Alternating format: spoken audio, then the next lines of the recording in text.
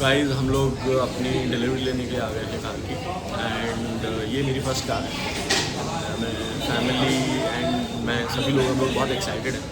बहुत सारे लोगों को कंग्रेचुलेशंस हैं एंड काफ़ी मतलब इट्स अ हैप्पी मोमेंट। यहाँ पर हम लोग अपनी कार घर कुछ ऐसी चीज़ें होती हैं एक मिडिल क्लास पर्सन की लाइफ में, तो ही थॉट्स के it's a big achievement for me and today is the day of delivery.